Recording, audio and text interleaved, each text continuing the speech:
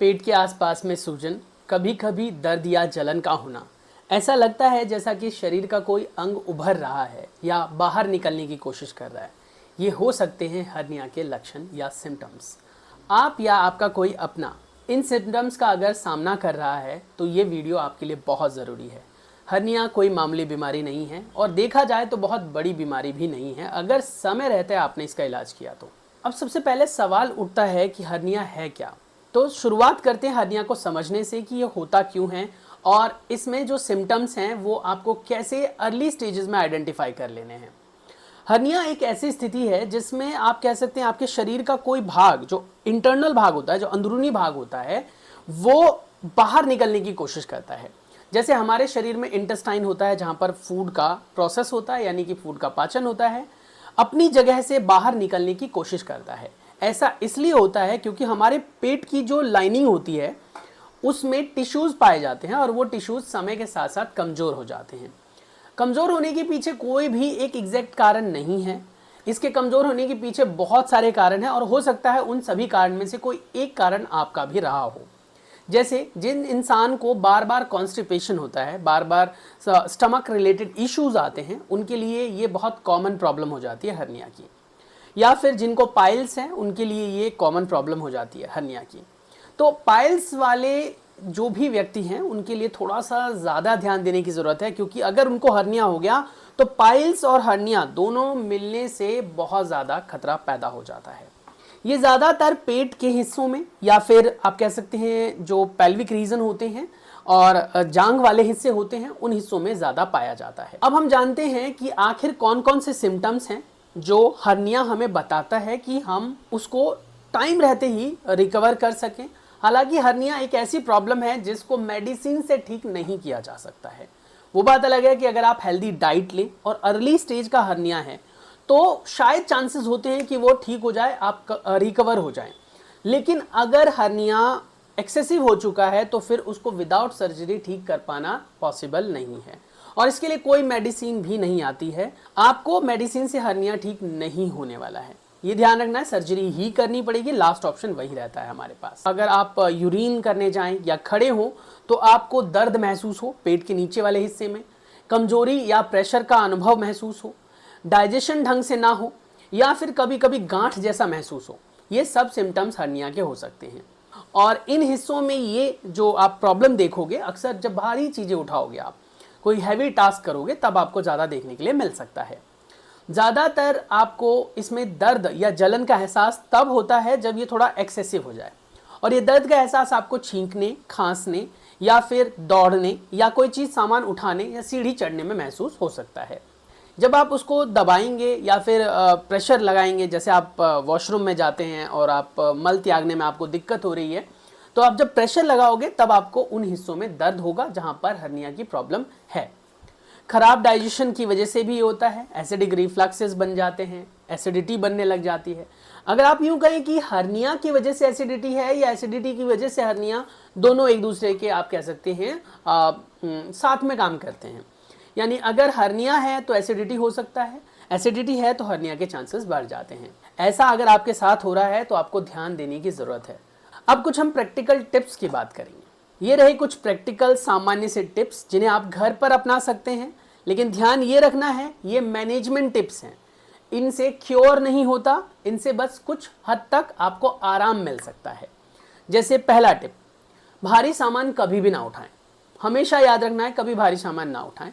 अगर आप जिम जाते हैं और अर्ली स्टेजेस में आपको हर्निया हो गया है, हालांकि हर्निया बच्चों में भी हो जाता है, बच्चों की जो हर्निया होती है वो नेवल रीजन में होता है, सुंडी के आसपास में, वो हर्निया अपने आप टाइम के साथ ठीक हो जाता है। लेकिन जब अडल्ट एजेस में आपको हर्निया होता है तो उसको ठीक करने का विदाउट सर्जरी कोई ऑप्शन नहीं है। हालांकि सर्जरी की भी एक नई टेक्निक आई है जिसमें सर्जरी बहुत इजी, कन्वीनियंट और 1 से 2 दिन में आप रिकवर हो जाएंगे, ऐसी हो गई है। उसके बारे में हम वीडियो में लास्ट में डिस्कस करेंगे। दूसरा काम यह है कि सीधे उठने के बजाय आपको घुटने मोड़कर उठना है। सीधे उठेंगे तो आपका सारा प्रेशर जो है वो एब्डोमिनल पे पड़ेगा, यानी पेट वाले हिस्से पे पड़ेगा। और मैंने आपको बताया हर्निया के ज़्यादा केसेस जो हैं वो इन्हीं हिस्सों में आपको देखने के लिए मिलते हैं। किसी को हर्निया नहीं देखोगे कि कमर में हर्निया हो गया या फिर छाती में हर्निया हो गया। हर्निया जो है वो इसी रीजन में आपको देखने के लिए मिलेगा। तो इसीलिए ध्यान देने वाली बात है कि सीधे नहीं उठना है, आपको घुटने मोड़कर थोड़ा सा रुक कर उठना है। फिट कपड़े बिल्कुल ना पहने, लूज कपड़े पहने। फिट कपड़े पहनेंगे तो आपकी स्किन जो होगी वो प्रेशराइज होगी और वो दबेगा। आप कुछ ऐसे समझ जाइए कि आपके स्किन में कहीं कट लग रहा है बाहर की तरफ से और बार बार उस पर कपड़ा रगड़ रहा है, तो उससे आपको दर्द एहसास होगा, दर्द का एहसास होगा, महसूस होगा। तो ऐसे ही सेम जो ये मैंने बाहर वाले सीन कहा, ये अंदर से जब हो जाता है उसी को हर्निया कहते हैं। यानी अंदर की जो लाइनिंग होती है वो कट सी जाती है, फट जाता है, और जब एक्सेसिव फट जाता है तब बहुत ज़्यादा दर्द होता है इसमें। उसके बाद खाना बिल्कुल धीरे धीरे खाना है, चबा चबा कर खाना है, ओवर डाइट नहीं लेना है। आपको लगता है कि 4 रोटी की भूख है मुझे तो 2 ही खानी है, आधी डाइट लेनी है। स्टमक पे ज़्यादा लोड नहीं होना चाहिए, ठीक है। बेशक आप 4 घंटे में दोबारा खा लें या 3 घंटे में दोबारा खा लें, लेकिन खाना चबा चबा कर थोड़ा थोड़ा खाना है, जिससे कि आपको दर्द में थोड़ा सा आराम मिलेगा। वेट लूज करने की कोशिश करनी है। अगर आपके शरीर का वजन ज़्यादा है तो उसको कैरी करने के लिए प्रेशर भी ज़्यादा लगाना पड़ेगा आपके शरीर को, तो उसको थोड़ा सा कंट्रोल करना है, थोड़ा सा कम करना है।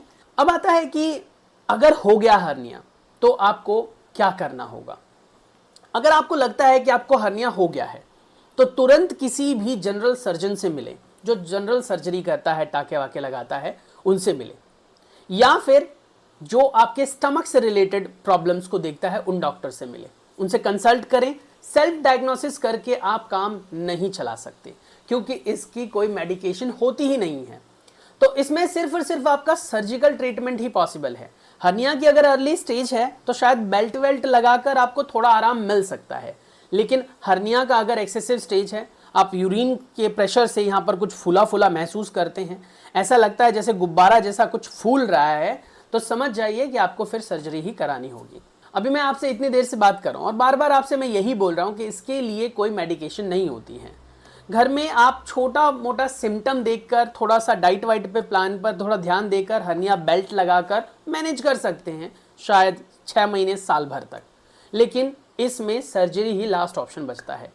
सर्जरी भी इसमें 2 तरीके से होती है। एक होती है ओपन सर्जरी, जो पुराना ट्रेडिशनल तरीका है, जिसमें एक छोटा सा कट लगाया जाता है और उसके बाद हर्निया वाले एक्स्ट्रा स्किन को कट करके फोल्ड कर दिया जाता है, ठीक है। मतलब इनर लाइनिंग को, टिश्यूज को बाइंड कर देता है, फिर बाहर से सिल दिया जाता है। उसके बाद दूसरा मेथड आता है, थोड़ा सा महंगा पड़ता है, कॉस्टली पड़ता है, और इसको कहते हैं लैप्रोस्कोपिक मेथड। इसमें बहुत छोटा सा 1 इंच जितना कट होता है, एक मशीन से अंदर उसमें ऑपरेशन हो जाता है।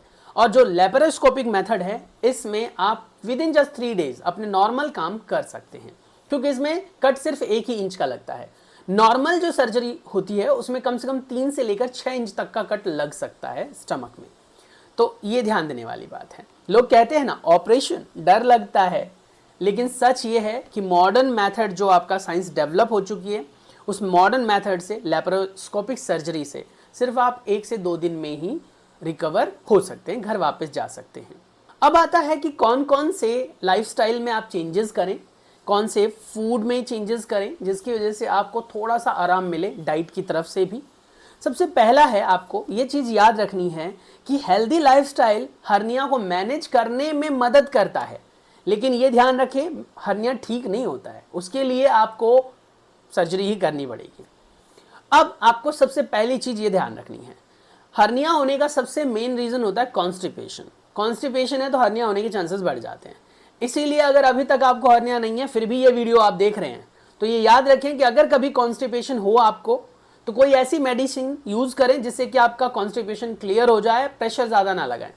और प्रेशर अगर लगाते भी है, बाथरूम में बैठते भी हैं प्रेशर लगाने के लिए, तो आप अपने हाथों को ऐसे स्टमक पर होल्ड करके रखें और तब प्रेशर लगाएं, सो दैट आपके यहाँ पर टिश्यू में प्रेशर फील ना हो।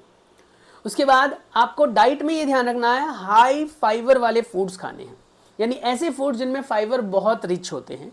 फाइबर एक ऐसा इंग्रेडिएंट होता है हमारे फूड का जो हमारे स्टमक को अंदर से क्लीन करता है, कब्ज से हमें बचाता है और प्रेशर को कम करता है। दूसरा है आपके पास हाइड्रेशन।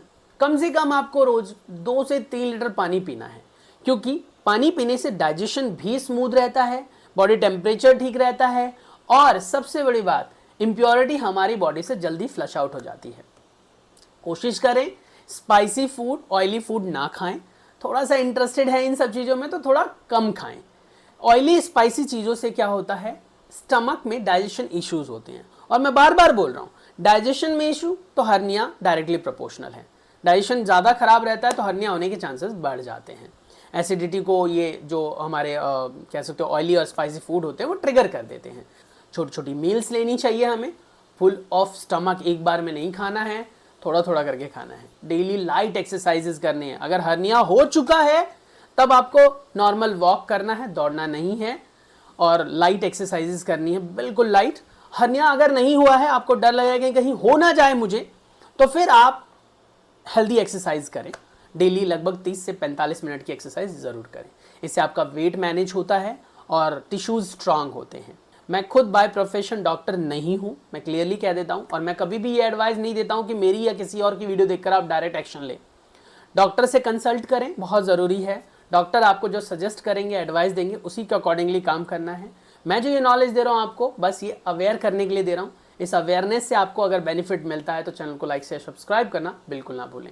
अगर आपको लगता है कि ये वीडियो आपके लिए हेल्पफुल है तो सब्सक्राइब जरूर कर लें, अपने दोस्तों के साथ भी इसे शेयर करें।